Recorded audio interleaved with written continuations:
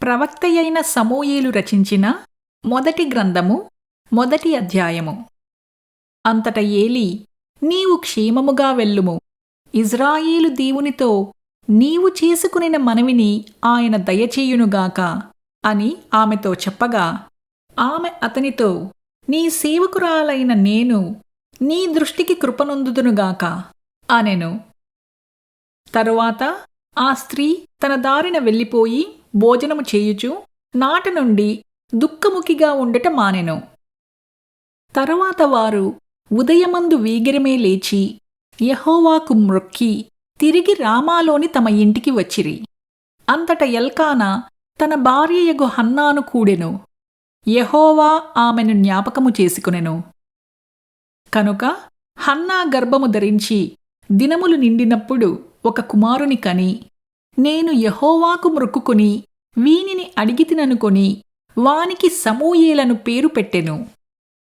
ఎల్కానాయును అతని ఇంటివారందరునూ యెహోవాకు ఏటేటా అర్పించు బలి అర్పించుటకును మ్రొక్కుబడిని చెల్లించుటకునూ పోయిరి.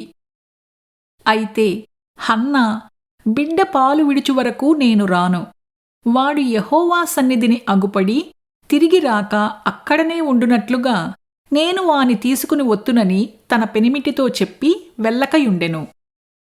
కాబట్టి ఆమె పెనిమిటి అయిన ఎల్కానా, నీ దృష్టికి ఏది మంచిదో అది చేయుము, నీవు వానికి పాలు మాన్పించు వరకు నిలిచియుండుము, యెహోవా తన వాక్యమును స్థిరపరచునుగాక అని ఆమెతో అనెను. కాగా ఆమె అక్కడనే ఉండి తన కుమారునికి పాలు మాన్పించు వరకు అతని పెంచుచుండెను.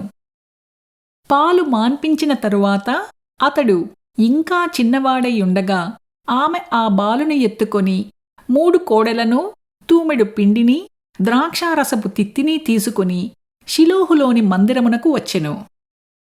వారు ఒక కోడెను వధించి పిల్లవానిని ఏలీ యొద్దకు తీసుకుని వచ్చినప్పుడు ఆమె అతనితో ఇట్లనెను, నా ఏలినవాడా, నా ఏలినవాని ప్రాణము తోడు, నీ యొద్ద నిలిచి యెహోవాను ప్రార్థన చేసిన స్త్రీని నేనే.